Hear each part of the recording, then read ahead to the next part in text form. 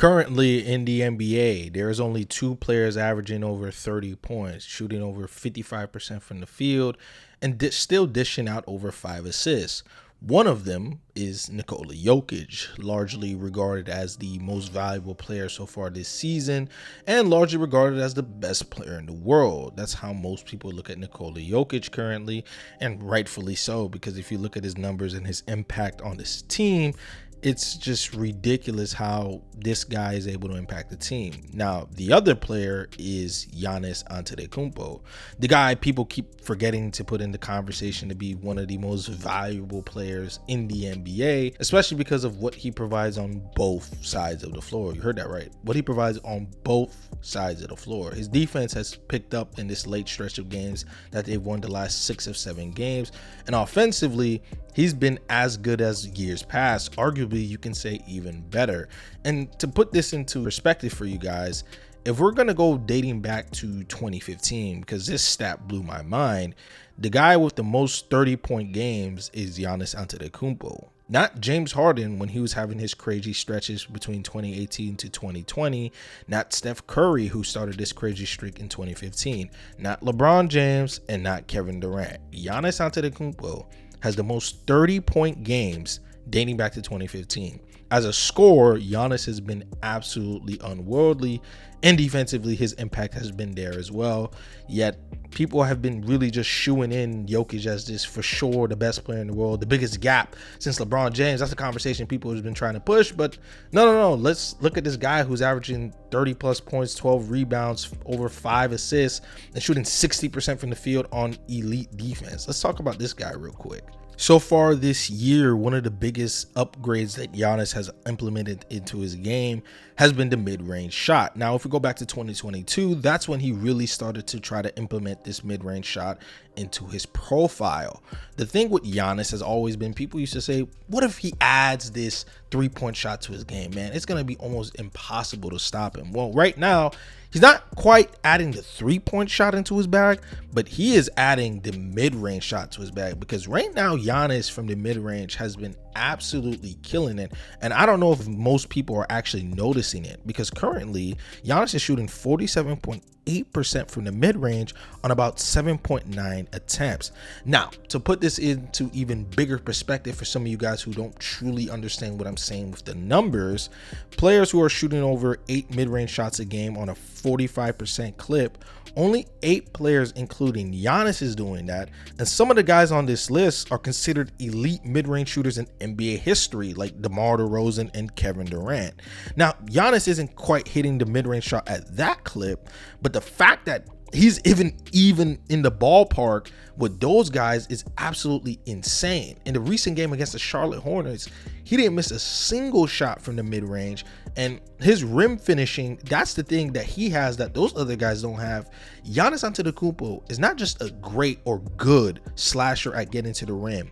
He is an all-time great slasher when it comes to just getting to the rim and actually finishing at the rim, right? Giannis is one of only 2 players to average over 10 field goal attempts at the rim, and Daniel Gafford is one of them, and Giannis is the other. One of the biggest differences is one of them is actually going against defenses that are keyed on him over one who's mostly getting feeded by other guards and wings giving him buckets. Giannis is just that damn good, man. And somehow, as I illustrated these numbers to you, he's finding a way to implement adding the mid-range shot and not really taking away from the value he provides as a rim finisher.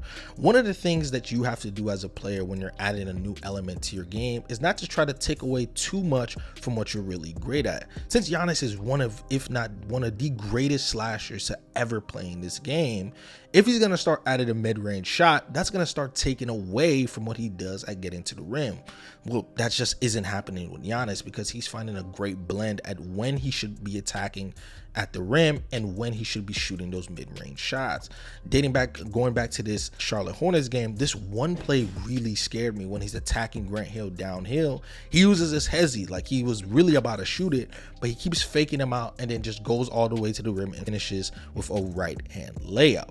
that's what's scary, is when you're going to start blending the two to now you're going to have defenses on their toes. Because most of these clips, when he's shooting these mid-range shots, most of the teams are sagging off. They're stepping back. Why? Because trying to stop, if you're going to guard Giannis earnestly and actually guard him up, trying to stop him at the rim is damn near impossible for 99.9% of NBA players. Like literally 99.9. Not a lot of players can just stop Giannis from getting to the rim, but it's a little different if you start sagging off and then you have multiple help defenders digging in and helping you. Now it can get a little bit different on how you're going to try to stop Giannis from getting his certain angles at the rim, because as we know, Giannis is one of the most freakishly athletes we have ever seen and that we're ever going to see in our lifetime, because this guy, man, 7 foot, 250 pounds, just a deer, is just so fast in transition, especially when he's attacking in transition. Because one of these clips that he got fouled in, almost 4 or 5 players are on him and they have to foul him because they can't stop him, because he's just that freakishly, he's just that strong and that fast at getting to the rim. It's just almost impossible to stop him, especially when he starts adding that driving kick. And shout out to Bucks players, especially Taurean Prince and Gary Trent Jr. for starting hitting their shots, because Giannis Antetokounmpo is still a very good driving kick type of player, and he's going to get his other players involved and hit them for wide open threes, because he's going to generate a lot of open shots for teammates, and all they got to do is knock it down, because he's going to generate that help defense 1 pass away, 2 passes away consistently, just because of the threat he provides when he's attacking the rim. Now, if he's becoming now a good mid-range shooter, and right now he's been a great mid-range shooter, it gets really scary on how we're going to start evaluating Giannis, because if he's playing this damn good and he's still really great on the defensive end, because right now he's averaging almost 2 blocks a game, still a very good roamer, still very great in help side. Now his on-ball defense hasn't been as good as it used to be. I don't think the moniker of 1 through 5 truly applies to him as much anymore now in 2024. He still does hold his own a bit, but it's not as good as it used to be. But his defense as a rim protector has still been very good. It's just, I don't understand how a guy can just do this many things well and yet just continuously be forgotten when we're talking about the most valuable player. It just doesn't make sense to me. But you know, let me know what you guys think in the comment section below. Do you guys think I'm tripping for thinking Giannis Antetokounmpo has a legit chance at being the most valuable player? And let me know why you guys think Giannis is continuously being forgotten when we're talking about the best player in the world, because I love Nikola Jokic. I'm a big Nikola Jokic guy, but him having the biggest gap since LeBron James is ridiculous when we have a guy like Giannis Antetokounmpo still in the league, still killing it. And only because of injuries, we haven't really seen him the past 2 years kill it in the playoffs as we've seen him do in 2021 and 2022. But I think we're definitely going to see it if hopefully to the NBA gods, he can stay healthy. So let me know that down in the comment section below. Make sure to subscribe, hit that like button, hit that post notification bell to always be notified whenever I upload more videos. And with that, your boy Dream Hoops is out, man. Peace.